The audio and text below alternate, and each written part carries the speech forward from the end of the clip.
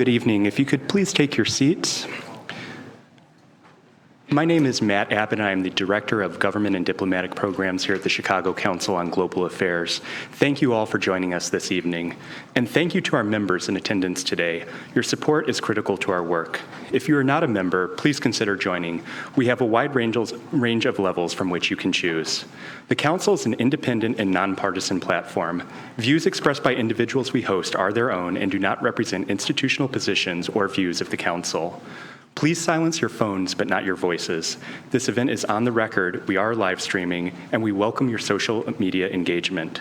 Later, we will be taking audience questions from in the room and online at chi.cnf.io.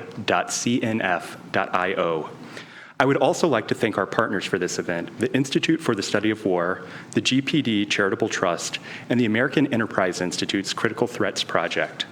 To say a few more words about the topic today and to welcome our speakers, I would like to introduce and welcome to the stage Council Board Member John DeBlasio. He is the founder and executive director of the GPD Charitable Trust, as well as managing director for Bootstrap Capital, LLC. He is a West Point graduate who retired as a lieutenant colonel in the U.S. Army Reserve Civil Affairs Branch and was deployed to the Middle East from 2003 to 2004. During that time, he was awarded a Bronze Star as well as a Joint Service Commendation Medal. He has lived and worked in Europe and the Middle East. In 2006, he was appointed as a member of the U.S.-Iraq Business Dialogue and serves on the board of the Chicago Council on Global Affairs as well as several nonprofits. Please join me in welcoming John DeBlasio.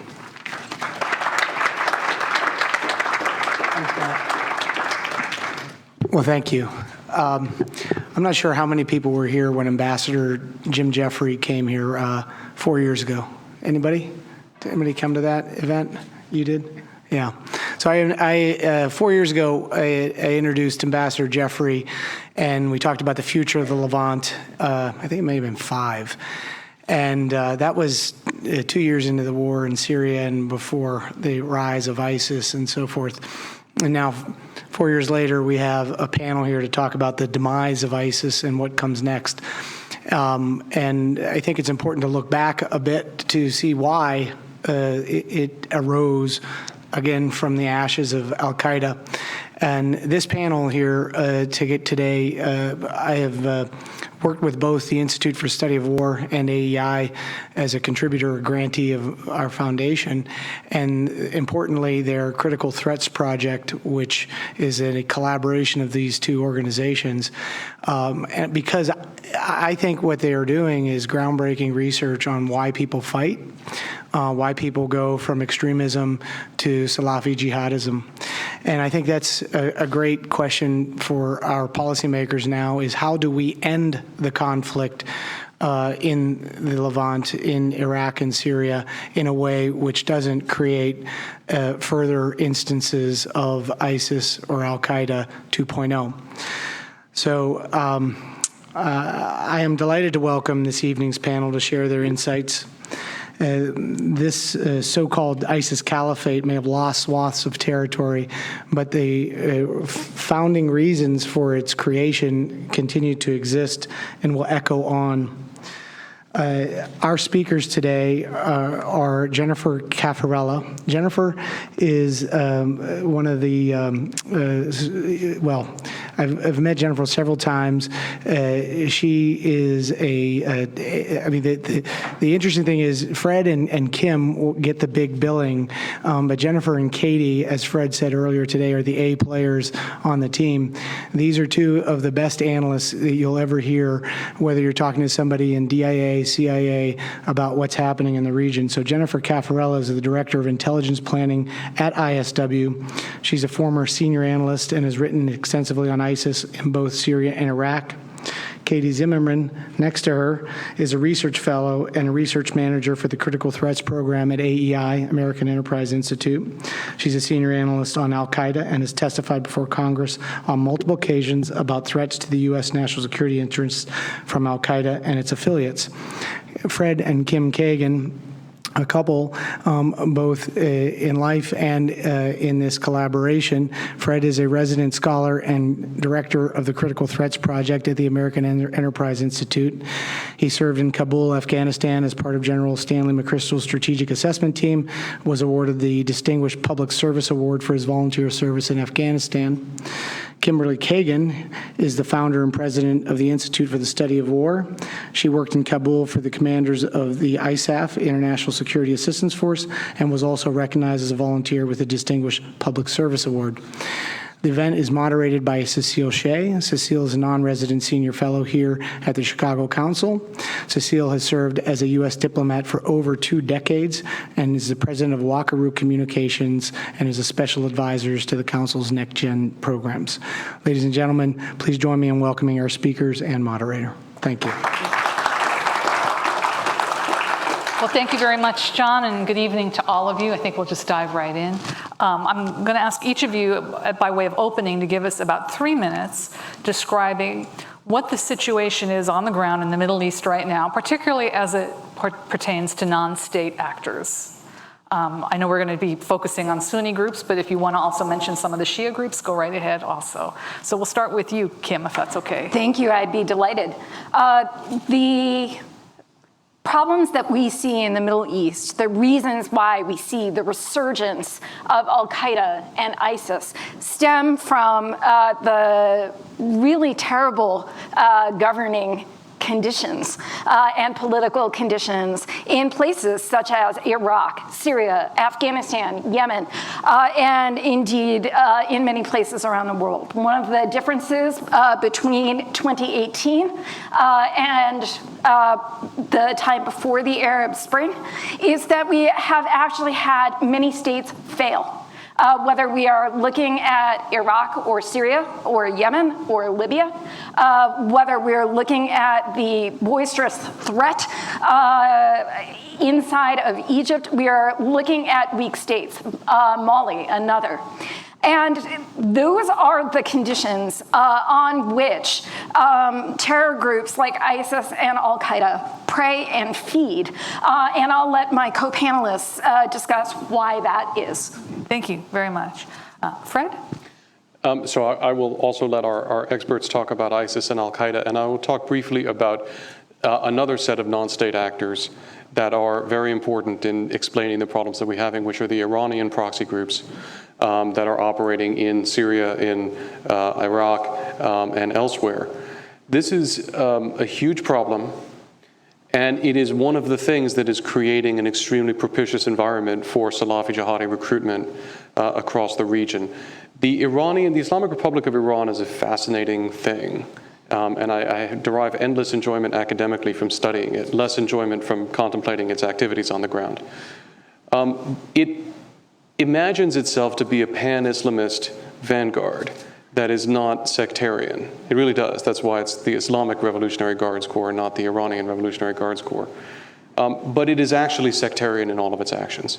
And the proxies that it chooses are, with a handful of interesting exceptions, Shia, and not merely Shia, but extremist and often violent Shia organizations. And it is now mobilizing not only from the region, but globally. And we have had many thousands of Afghans that the Iranians have mobilized into what they call Fatimiyun units, and they've sent them into Syria, and they fought, and some of them are probably now returning to Afghanistan. Pakistani groups that they call Zainabiyun units. Hezbollah, Lebanese Hezbollah, of course, we know about, but the Iraqi proxies, which some time ago they began to deploy into Syria, and which are promising to deploy into Syria and promising to engage in Yemen in complicated ways. These groups are attacking Sunni communities, are fighting on behalf of one of the world's most vicious dictators in Bashar al-Assad, and are generally driving a sectarian mobilization that is creating extremely fertile ground for the Salafi jihadi movement. And I think there's a lot of confusion in the minds of Americans about the role that the Iranians could play, because we say, well, we have problem with Sunni extremists, surely they also have problem with Sunni extremists, surely we could work together on this problem. And the difficulty is, even if we all saw the problem in the same way, which we don't, the method and the means by which the Iranians get after this actually make the problem orders of magnitude worse. So I'd like to come back to that Sure. after we're done with this introduction, because I think that's a really important point you just made. So Katie, did I get that right? Yes. Okay, Katie, let's hear what your take on the Middle East is. The challenges that both Kim and Fred laid forward are setting the conditions really for what I call the Salafi jihadi movement, which includes al-Qaeda and ISIS, but goes beyond those two groups to include other groups that have the same ideology and individuals that aspire to be like them. It's setting conditions for that movement to succeed. And the United States and our allies and partners have not quite linked the conditions that have been set to the success of these groups, and we've actually defined down the problem. So instead of talking about the expansion of the movement, we hear about al-Qaeda being decimated. And instead of talking about the next round of the Islamic State insurgency in Iraq, we talk about the Islamic State's terrain being reduced to 2% of what it had been at the height of the Caliphate, all of which is great. But what we're missing is that it's actually more than the groups, and to stay within this group-by-group framework leaves us in the same position that we were in coming out of Iraq in 2007, 2008, where we said al-Qaeda is defeated. And it leaves us in a place where we are actually not looking for the enemy. It also creates problems when we're asking our partners to fight these groups, because we come to a definitions problem, frankly, and we run our head against the Gulf states, so against Saudi Arabia and the Emirates in terms of who exactly the enemy is. They agree it's ISIS. There's no disagreement in terms of the Islamic State is something to remove. But it gets a little bit fuzzier as you walk down and start to talk about al-Qaeda or some of the other Salafi jihadi groups that are not attacking those regimes. And of course, and I'm sure Jenny will get into it, Turkey in Syria is a much bigger problem. And so as we're looking at a state today where the United States is asking our partners to do more, to join a coalition against these groups. One, it's a military coalition, and that is a problem when it's not a military fight.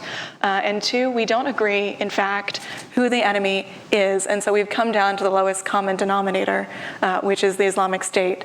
And that sets us up for a long-term problem with al-Qaeda and whatever is coming next. So I'm going to get to you in a second. We just want to be sure everyone understands the definition of Salafism, which is Sunni fundamentalism, to make it as simple as possible. And it's an extremely conservative, literal interpretation of Sunni Islam. Not all Salafists are terrorists, we should say, right? I mean, just, exactly. we have 20 or 30% of our population is kind of the Christian version, right? But not the violent version, but the fundamentalist viewpoint toward the origins of their religion. But some Salafists are. And just one more thing for the purposes of our definition here. Are you defining Salafists and Wahhabis together, or do you differentiate between the two? Because I think it would be helpful. The Wahhabis are, to oversimplify, Saudi Salafists, okay? I carry that definition. The interesting thing, though, is in Wahhabism, actually to resist the state is a sin. And so the Saudi state is comfortable with Wahhabism because it's not driving people to fight against the Saudi state, but it is a feeder into this ideology. So when we are discussing Salafism, we are including the Saudi influence in many of these countries. Yes. Okay, thank you. Sorry to keep you waiting, No, but that's please okay. go ahead. I'll add just a few brief thoughts on where I think the U.S. has had some important successes and how I would frame some of the challenges moving forward in countering groups like ISIS and al-Qaeda. The U.S. has been extraordinarily effective in taking down the so-called caliphate across Iraq and Syria. The U.S. set out to destroy the physical caliphate, and we did so actually relatively quickly with a pretty effective approach to working with local fighters to take down the governing systems and the physical manifestations of the caliphate. We did so through some of the worst urban fighting, actually, since World War II, and we were very successful in that effort. However, what we did not do, as Kim framed in her opening comments, is actually fix the governing problems that originally created the opportunity for ISIS to emerge and that persist, which raises the risk that all of those important military gains that we've accomplished to date are very temporary. The last time we beat this organization after the surge of US forces into Iraq, It only took them 3 years to recover, under conditions that were far, far more difficult for ISIS than the current conditions they face in Iraq and Syria. So I'm very concerned. I'm very concerned that it's actually a matter of months and not years before this organization is able to resurge. And we at ISW and the Critical Threats Project are already seeing the signs of that ISIS attempt to reemerge across Iraq and Syria. And while we were focused on the fight militarily against ISIS, the Assad regime, with considerable military support from the Iranians and Russians, engaged in the systematic slaughter of primarily moderate opposition groups that wished to negotiate a peace and that wished to fight both ISIS and al-Qaeda in addition to the Assad regime. In the wake of that slaughter, al-Qaeda has emerged at the forefront of the continued resistance against not only the Bashar al-Assad regime, but also the Iranians and the Russians. The United States has done nothing significant to stem that al-Qaeda growth, and the absence of an American solution, a better option for local civilians in areas recaptured from ISIS, actually creates an opportunity not only for ISIS resurgence, but for al-Qaeda to resurge in areas where U.S. forces operate as well. So we have a strong and growing al-Qaeda movement in Western Syria, fighting that regime, but also potentially even undermining our success against ISIS. So some important gains to date, but some very serious challenges moving forward. So interesting, thank you. So when I was serving in Pakistan 10 years ago, we would visit schools, both refugee camp schools, Afghanistan refugee camp schools, and also Pakistani madrasas, because there were not enough government schools. And I was alarmed to see so many of the textbooks come from Iran, even in Shiite schools, even in, Sunni schools, and the textbooks that weren't from Iran were from Saudi Arabia. And the US was not providing enough textbooks. And I'm going to be very blunt about it. And we were refusing to provide textbooks to madrasas, which I thought was a mistake. It seems to me that we are getting to the core of what you have just said, which is that if we're not there, the Iranians and the Saudis are going to be there. So could you start, since you spoke about the Shia first, Fred, and then we'll kind of let other people speak to this question. Sure, yeah. I would love to spend a lot of time talking with you about the Khomeini theology and ideology, and I'd be happy to do that with anybody who's interested. But a very simplistic way of putting that is that the Khomeini ideology that the Islamic Republic follows is basically the Shia version of Salafi jihadism. It's different, it takes a different form because Shiism is different, but it is a radical, violent, and pan-Islamist view that is fundamentally intolerant of a lot of the moderations that characterize the way most Muslims live their lives. They export this ideology wherever they can. Not only have they been sending textbooks around, they've been trying to teach everybody Persian. And they've set up Farsi language programs all over the place. So I think it's unquestionably the case that wherever there is a vacuum that is presented, wherever there's no good alternative that is offered, the Iranians will be there to offer an alternative that may look to people like better than nothing. Kim, did you want to add something? Actually, if Jimmy might jump in, we're watching a Persification campaign underway right now in former ISIS-held territory. Yeah, we're actually seeing exactly what Fred is outlining in Sunni areas of southeastern Syria that were under ISIS control for a very long time, have very poor services and even poor prior educational services. And we're watching the Iranians invest in this local population because it provides them strategic cross-border access from Syria to Iraq that they can use as part of their regional project. So we see them investing in schools, in teaching Farsi to local populations in a very long-term effort, actually, to get their roots in as deep as they can inside of Syria, so that any potential American or even Israeli action against Iran in that theater actually fails to actually uproot those roots over time. So what should the U.S. be doing? I mean, let's kind of skip to the crux of the problem. What therefore should the U.S. be doing both in the short term, okay, because as you point out, we've had some military victories, it would appear, and we're going to get specifically to Syria in a moment because I know that that's a decision coming up for the president. But more broadly right now in the Middle East, what should the U.S. be doing to combat what you all are talking about, which is the rising influence of Salafi and Iranian Shia power? The U.S. needs a paradigm shift in how it's actually solving this problem, and it needs to shift from guns to governance. So the United States has come in, and the way that we're solving Iraq has been to support the Iraqi security forces and the government and the central state, which is all well and good. But as Jenny noted, it has left the conditions, the grievances that the Iraqi Sunnis felt, and frankly their marginalization from central Baghdad politics at play, and we say it's not our business, it's a local Iraqi affair. We take that viewpoint in Yemen, we take it in parts of Africa, we've taken it inside of Syria as well, where you can listen to Secretary Mattis talk about the Geneva process, which is something that the United States is not playing at. We're letting the Syrians work this out. And we've somehow removed the political solution from the military solution.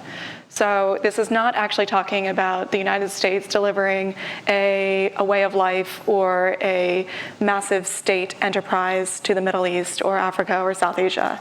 It's about the United States supporting governance where it exists, ensuring that populations are, if they are aggrieved, that those grievances are redressed through the state or other mechanisms, and also recognizing that we are frankly being out-competed at a very base level of al-Qaeda or the Islamic State or even the Iranian simply delivering a simple service, whether it's security or justice, food, water, education, at the local level. And that's where this fight is being fought. And instead, we're trying to fight it with the military, and we're trying to fight at the state level and not going down to the grassroots, where fundamentally the people need to be not won over in support of the United States, but encouraged to move away from the non-state actors that are gaining their trust. Have any of you thought about the short-term effects of climate change on some of this, which seemingly has been a big factor in Syria, and now we hear is a factor in Iranian instability also, and thought about maybe what we need to do in the future also there to try to help those countries deal with that? None of us are climate change specialists, so I don't think we can speak to which of the climatic conditions that have been driving problems are the result of climate change and which are normal or abnormal seasonal patterns. The region is certainly stressed by drought conditions, and that is not only the Middle East, but Africa as well.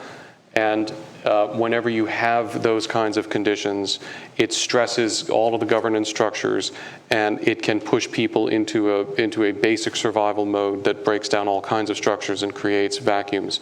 We're seeing that play out, of course, in southwestern Iran, where we have protests going on. Now, that's only partially about drought. That's also man-made phenomena. The air quality in Khuzestan is among the worst in the world.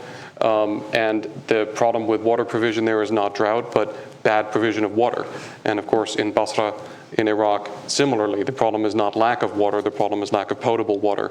It's interesting, by the way, that U.S. aid began a project quietly in Basra to try to help provide potable water. And not days after that was announced, we had Iranian proxy rockets landing on the U.S. consulate in Basra. Because they know that providing people more water would encourage political stability. That Americans providing people more water would create an environment that is not the one that they want to create. And even though the political instability and violence that is being caused in Basra by that problem is evidently feeding over into Khuzestan in ways that are problematic for the regime, they're more interested in ensuring that we have no influence of any variety in that region than they are in actually stabilizing the humanitarian catastrophe that is occurring in Basra now, because we would do it. And of course, they seem to be incapable of doing it themselves. Did you want to add something? To that, I would say the United States has an enormous opportunity right now that comes from the fact that service provision is so poor in places that are as sophisticated as Basra and Baghdad. I've been to remote lands in Afghanistan during my 15 to 18 months there, and I've been in communities that did not need sewage or water because they never had it and they never would get it. And so there was no trash pickup because there was no trash. We are not talking about communities like that. We're talking about big modern cities that are under-provisioned by the government of Iraq or Iran. Well, the extraordinary opportunity there is that there is a frustration right now inside of Iraq with the governance of Iraq that Sunnis and Shia alike share. And it has turned into a sentiment that is anti-Iranian. We have watched protesters march against the Iranian consulate in Basra, the city that is just across the river from Iran. This is an extraordinary opportunity because the services that are being provided by Iranian proxy militants are really poor. And this is an opportunity for us and the Iraqi people actually to unite and demand better governance from Baghdad at a moment that actually coincides with the initial defeat of ISIS and that can launch us into a campaign that isn't nation building, isn't state building, but is establishing accountable governance in a way that will prevent Sunni and Shia militias from emerging in the future. So that's a good segue to Syria, because, I mean, to use a highly technical diplomatic term, it's a mess there. And the president is said to be making some pretty big decisions about the future of U.S. troops there, and we understand Jim Jeffries is there working on some kind of political solution. Do you have recommendations? If President Trump was standing here right now, what would your recommendations be for a way forward in Syria? Sure, I'm happy to start. I would recommend first that we do commit to staying in eastern Syria. It's incredibly important for a few reasons. When you say staying, you mean militarily? Well, I'd like to clarify, because yeah. we currently have military forces that are engaged in the final phase of the counter-ISIS operation. ISIS does still hold a few villages, and we're working on recapturing those. But we need to stay not only to prevent ISIS from resurging, and as I mentioned earlier, to prevent al-Qaeda from emerging, but we actually need to stay in order to build the kind of local governance that Kim has outlined that would prevent ISIS from returning and could accomplish other American interests in the region. We need to block Iran's interest and Iran's efforts into rooting itself into this population, and frankly, from potentially attacking us and taking over the terrain, the population, and the oil fields that we currently control with our local partners in eastern Syria. We need to deny Iran the access to those resources. The only thing that denies Iran access to those resources is us. Our local partner, for reasons of their own interests, were considering negotiations with the Assad regime to come to some sort of agreement that would let the regime return to the east, out of fear that the U.S. was going to withdraw.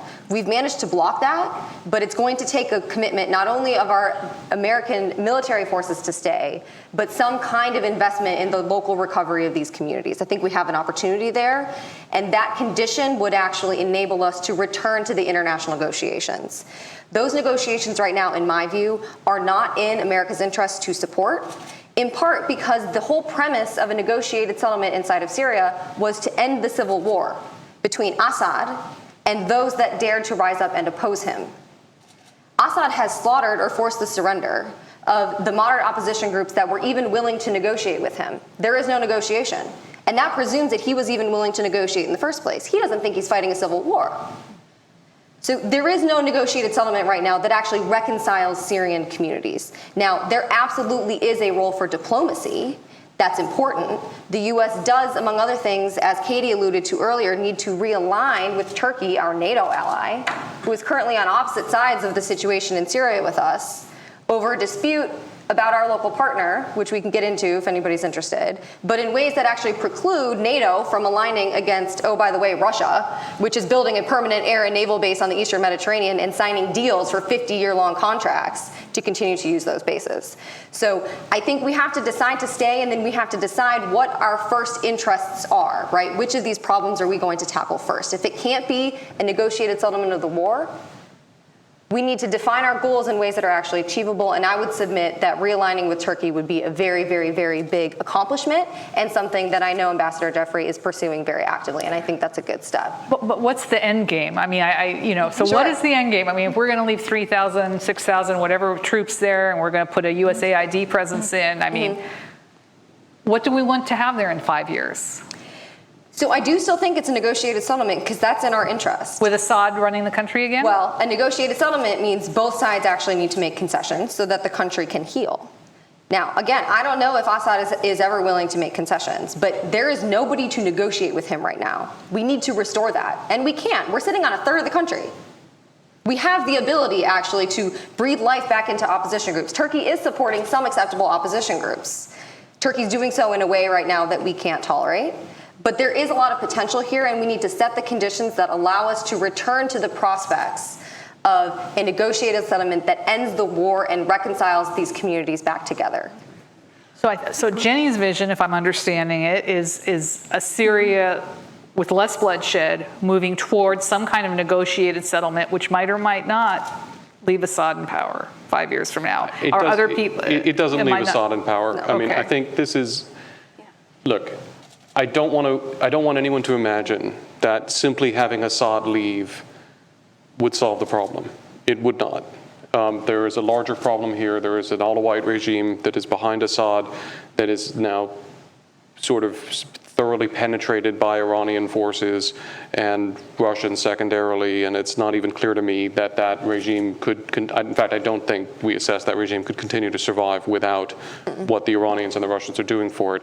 Assad is not sufficient, Assad going.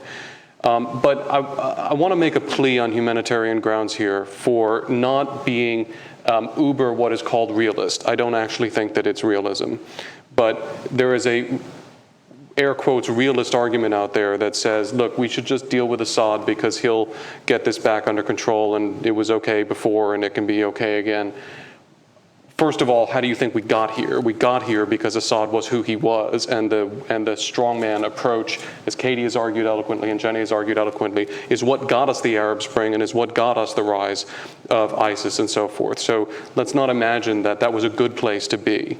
But in addition to that, Assad has now conducted war crimes on a vast scale, has gassed his own people, has violated the chemical weapons ban treaty, has violated subsequent undertakings that he's made not to use chemical weapons and so forth, has used starvation as a weapon of war on a mass scale, deprivation of water as a weapon of war on a mass scale, has partnered with the Russians who've deliberately targeted hospitals, deliberately targeted bread lines, have committed war crimes on a vast scale. That's not okay. It's not okay for the United States to establish the principle that we're fine with that.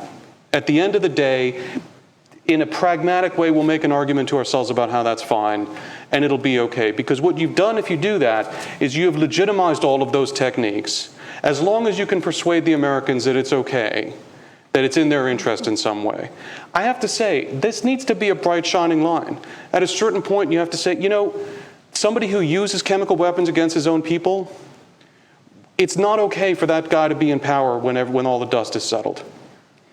And if I can just piggyback on that, it won't settle the dust. The point that Jenny makes fiercely is that actually the reason why al-Qaeda is able to consolidate and grow in the province of Idlib inside of Syria, where it has a safe haven, is precisely because the accusations that al-Qaeda makes against the regime of Bashar al-Assad and against the West for leaving him in power actually resonate with people who think that it is absolutely immoral and unjust. And so we are actually fooling ourselves if we think that with Assad in power, this war is going to end. We are actually not at the end of the war. We may be at a dip and an inflection in how the war is fought and among whom. but the conditions that Assad has set, the fact that he can't actually control his country without the Russians and without the Iranians, and the fact that he has perpetrated these heinous crimes will actually buoy the irreconcilable al-Qaeda opposition to his rule in a way that will perpetuate the war. And so we need to shift our paradigm and not take Assad at his word that the war is ending. Rather, let's look at the fact that the war is changing, and we need to get ready for the next phase. So before we move to the questions, I'm going to ask you each to take 30 seconds to give 2 or 3 micro recommendations on what the U.S. and our allies and friends should be doing to combat terrorism and instability in the Middle East. Okay, so it could be as small as increase the, not small, I'll start with mine. Okay, I would say dramatically increase the education budget, AID's education budget for the region.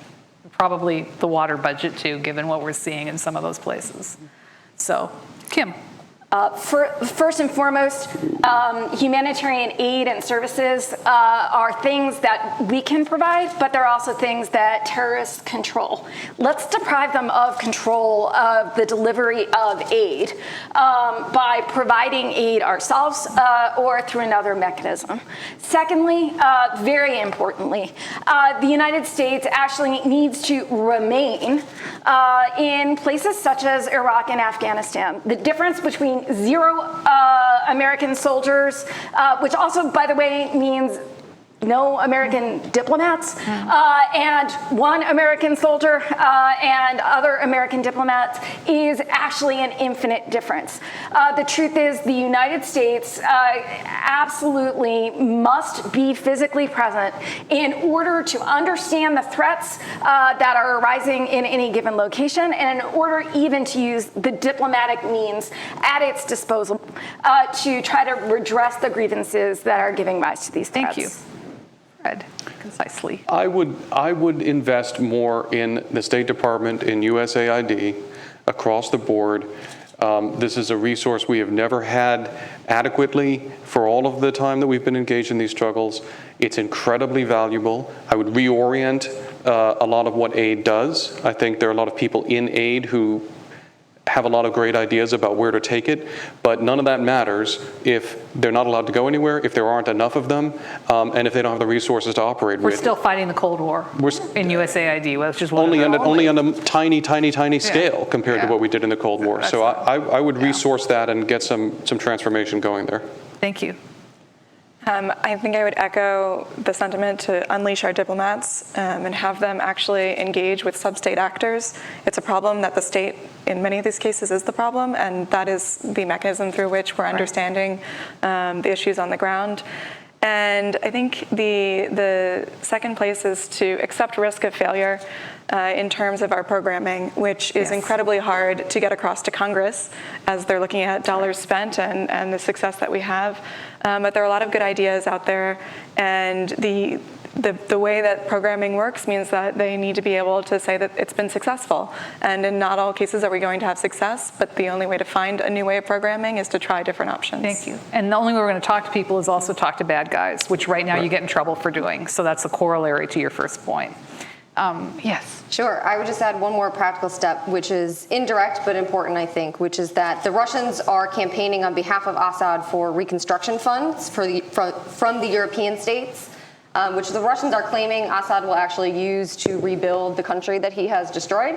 But in fact, Assad has promised to both Russia and Iran to pay them for their military support for his war effort. The United States can and should put significant pressure to block that kind of investment in Syrian so-called reconstruction, which will align the U.S. with this war criminal in a very dangerous way, as Fred had mentioned, but will also provide direct revenues to the IRGC and to the Russians, which is a significant problem and a driver of extremism in the region. Thank you very much. We're going to move to questions now. I'm going to start by reading. We have so many that you all have texted in, and they're outstanding. I mean, I'm not going to be able to get to all of them, but I'm going to read the first one up here. Then we're going to take a question from the audience. And if you could, if If you are called on, wait for the mic to arrive, and please make sure that the sentence that comes out of your mouth has a question mark at the end of it, okay? So, the first question that came in, you, I think meaning all of you, advocate for more American involvement in the region, but wasn't the American invasion of Iraq and the presence there a major destabilizing factor in the region? So, I'll be happy to take that one. Thank you. Look, we need to be very careful of the original sin argument that a lot of people like to make about the 2003 invasion. We can talk about whether it was a good idea or a bad idea. We can talk about whether we did it well or badly. And we can certainly talk about a variety of negative consequences that followed that invasion. And I'm happy to talk about all of those things. But if your position is that everything was fine in the region until we did that, I'm afraid you're not tracking regional history very well. Everything wasn't fine. Saddam Hussein was doing some pretty bad stuff and was himself one of the most destabilizing factors the region has ever seen. He invaded two of his neighbors with massive military effort in the space of a decade. The sanctions were eroding. I don't want to defend the war. I supported the war. I'm happy to have that argument with anybody. But we just need to understand, even just looking at the notion of letting Saddam out of the box that he was in and how great that would have been is a problem. But look, the Salafi jihadi problem did not originate in 2003. It did not originate in 1991. It did not originate in 1979. This is an ideology that goes back in its modern form to the 1960s. In a more ancient form, you could argue it goes back to the first generation after the Prophet Muhammad. It goes up and down in Islamist thought and in the power that it actually has, having largely to do with the state of affairs within the Muslim community. And a variety of things happened in the 20th century in particular that gave this movement power. And then we made mistakes, other people made mistakes that allowed it to grow. It really is not the case that, but for the invasion of 2003, we were on a fine path. Now, that having been said, the mistakes that we made in 2003 enormously exacerbated the problem. But of course, it's also important to understand that the recognition of those mistakes and the transformation of our strategy in 2007 and thereafter had largely defeated the al-Qaeda in Iraq organization that had been allowed to grow. And there was another mistake that flowed after that one, of course, which was the decision to pull out of Iraq. So there's a lot of issues here. And it's just much more complex than saying, the original sin 2003, that's where all this flows from. Thank you.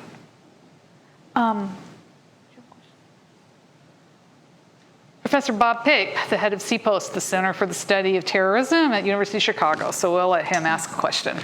I really love the articulation of the goal of building capacity and really trying to solve the political problems. I think you're right on the money on the most macro picture. I wonder about sequence of tactics, though. So you're basically saying, let's grow capacity first, and then let's do the international agreement with the parties, that is the government of Iraq, Iran, Turkey, Assad, the United States. And I think the order is really important, because what we've seen in the past, and not just in this region but elsewhere, is that without international agreements about what the real distribution of power is that's acceptable is, it's very easy for those outside players to disrupt all of this capacity. Most recently here, to defeat AQI, we built the Sons of Iraq, the Anbar Awakening. You guys were pretty prominent in pushing for that. And then what happened is we couldn't stop the Maliki government with Iran's pushing to destroy the very vehicle that was one of the big things that was capacity that really helped. You see what I mean? And so I would just simply say that I love the macro goal, but I really wonder if don't we just want to start with Chris Hill, get John to go get Chris Hill to organize the international conference to really try to sort out the real problems in getting to that political solution. Sure, thanks. I think it's a great question. What I'll start by offering is the recognition that we've been engaged in international negotiations over Syria for 7 years now. And all of the international actors that are fighting in Syria, with potentially the exception of the United States, we can come back to that, is fighting in Syria for reasons that have very little to do actually with Syria. The Russians are in Syria to undermine NATO and to gain force projection capability into other theaters. The Iranians are building a regional infrastructure for use exporting their revolution and potentially in a future war against Israel. The Turks are engaged in a multi-pronged invasion of their neighbors, Turkey and northern Iraq, to fight the PKK. This is a regional war. It's not a Syrian war. And my concern in some of the current international negotiations over Syria is that it presumes that any of these international actors can and are willing to agree what should happen in Syria without addressing all of these wider regional and actually for the Russians global objectives that are very irreconcilable actually with what American interests are. So I don't know what that bigger international framework actually could be. You have to immediately get very quickly out of the Syria context and have perhaps a different set of negotiations at that aperture. I think that you can have different perceptions of what that kind of negotiation looks like. The fact that we have interests at odds with the Russians and the Iranians and to some extent the Turks in Syria and Iraq doesn't, of course, mean that we can't negotiate with them. Of course we can. It does mean that that negotiation is going to have to involve a certain amount of coercion and cajolery on our part if we have any prospect of getting to an acceptable outcome. Otherwise, we're just going to end up surrendering. And so I think I would disagree with you about the order, although it's the prioritization and timing, sequencing is always critical to any kid campaign plan, as I know that you know well, and I totally agree with that. But I think here, it is at least as important for us to be creating conditions on the ground that are conducive to a negotiated outcome that we would find acceptable as it is to be negotiating that outcome. And I think we've made a lot of mistakes in trying to do the negotiation while our adversaries, and I feel comfortable saying that, by the way, because both the Iranians and the Russians identify us as enemies. The Turks don't. We can call them frenemies, but you know. But our adversaries have been doing that to us and have been perennially working very effectively, for the most part, to present us with fait accompli on the ground and then say, let's talk. And I think that this is a case where we have to be meeting them on that ground. We have to be creating conditions on the ground. And this is why it's so important, we don't need the Syrian oil. I mean, let's be very clear about it. This is not like the United States, we want to give it to Exxon, right? That's not what this is about. It's about making sure that we hold something of value to the regime as a point of leverage in negotiations, among other things. And this is something we haven't done enough of, in our view, at least in my view. Another question from the, yes, sir, right here, in the navy blazer.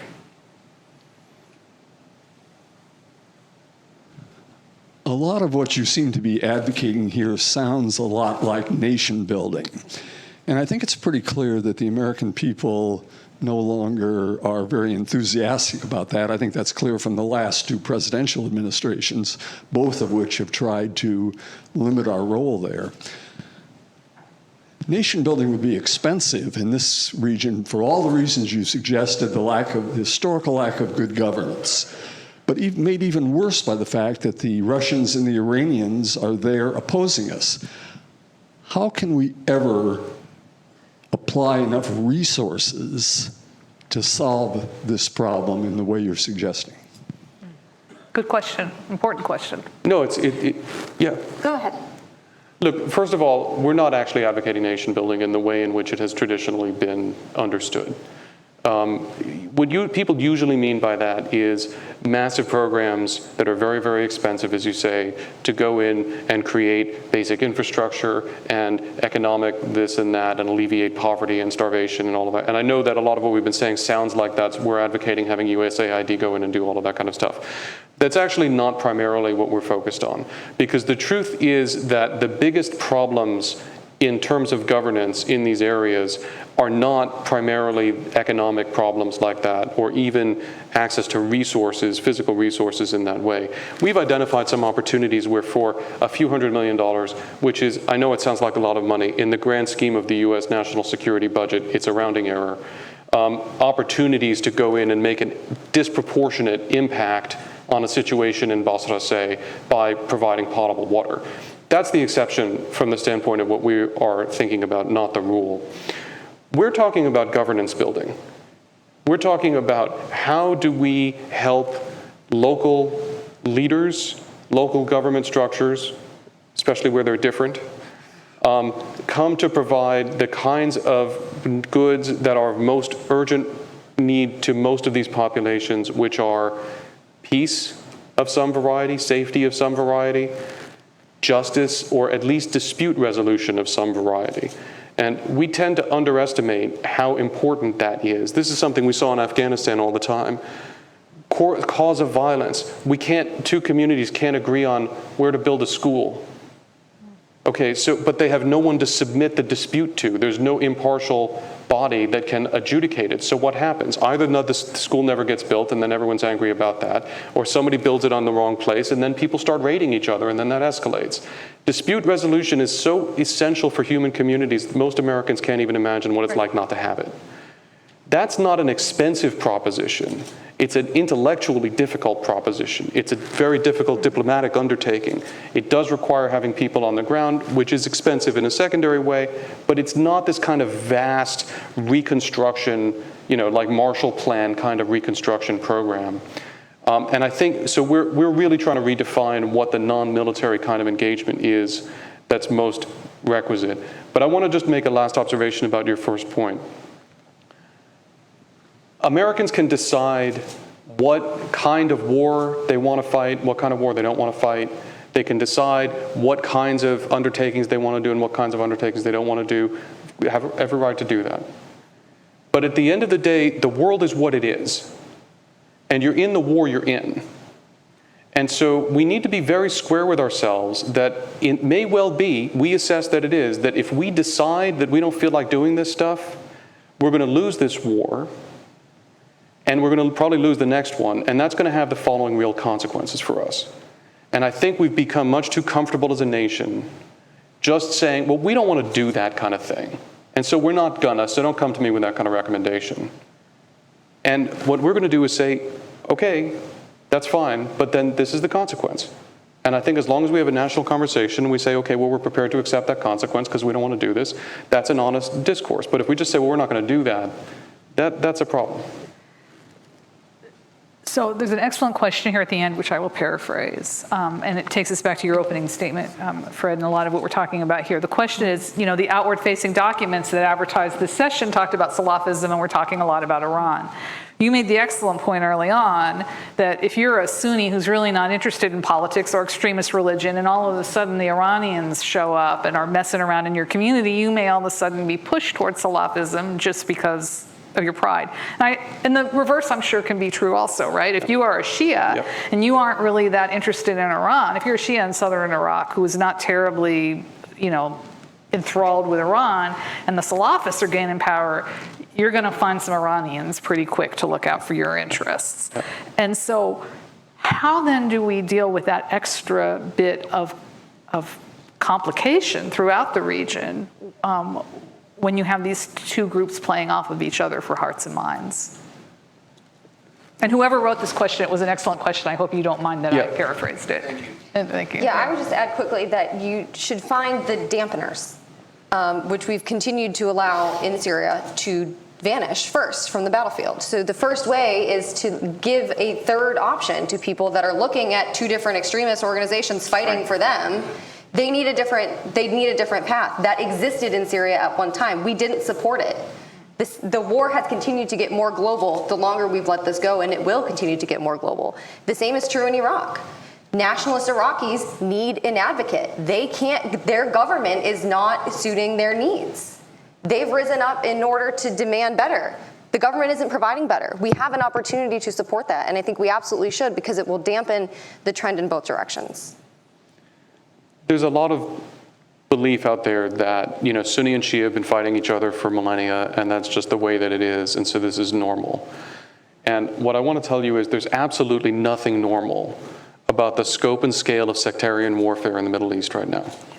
You have to go back several hundred years to find anything remotely parallel in terms of actual sectarian warfare. There's been a lot of warfare in the Middle East. There's been a lot of warfare in Europe too.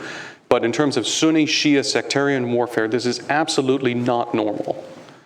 And the problem that we have is that it is, as Jenny said, globally radicalizing. And as you point out, on both sides. It was radicalizing Shia communities, it's radicalizing Sunni communities. And the longer that we allow it to persist, the more radicalization will occur. We have to recognize that the sectarian warfare that has engulfed the region and is now spreading beyond its borders, and this is into Pakistan and into Afghanistan, we're seeing this, and elsewhere, is itself a major threat to American national security. And so we have to get beyond this. As Katie put it up front, I think, very well, we all agree that ISIS is bad, right? So let's just focus on what we can all agree on. No, actually, I mean, yes, ISIS is bad and we should be going after them, but this underlying sectarian warfare, it has to be brought to a conclusion.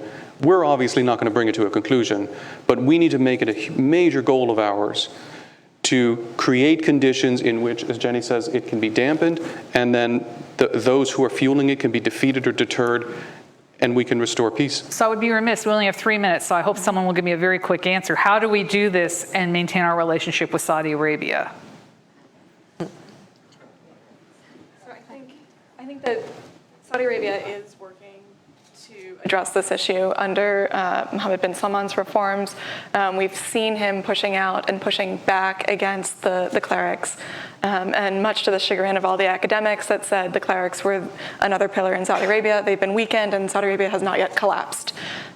So we should be looking at that and actually praising Saudi Arabia for what it has done. There's a lot that it needs to do. I'm not here to defend what Saudi Arabia has done, what Saudi clerics have done with their money. But I think the core thing to realize is that as various communities are coming under stress in the conflicts that have spiraled out of control and are hitting each other, the Salafis are one of the few groups that are willing to go wherever the fight is. And you can hear this inside of Syria, you can hear it inside of Yemen, you can hear it in Iraq, because Salafis are identifying as defending Sunni Muslims against the Shia, against the Assad regime, against the United States in places. They have shed themselves of tribal proclivities, of local proclivities that are preventing other groups from standing up. And so in a highly factionalized and fractured environment today, the Salafi movement is one of the very few that has remained united in this space. And so it's become much stronger by way of other kind of social resistance to it weakening. So it's less about our relationship with Saudi Arabia because, you know, as Fred noted, this movement's been around for many years. Saudi Arabia's been around for many years. The problem has really surfaced and escalated exponentially in the past 7 after the Arab Spring. So yes, we have a problem, but we shouldn't put all of our problems and blame them on the kingdom as easy as it is. Thank you.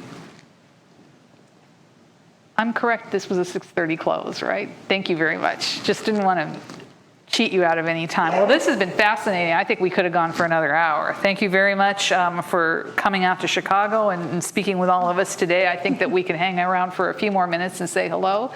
I just want to thank all of you, too. Really good questions. I'm sorry we couldn't get to more of them, and I hope you will be able to continue the conversation at dinner or wherever you're going next. So thank you very much. Thank you, panel. Ladies and gentlemen, thank you for joining us tonight. Please feel free to join panelist Jennifer Cafarella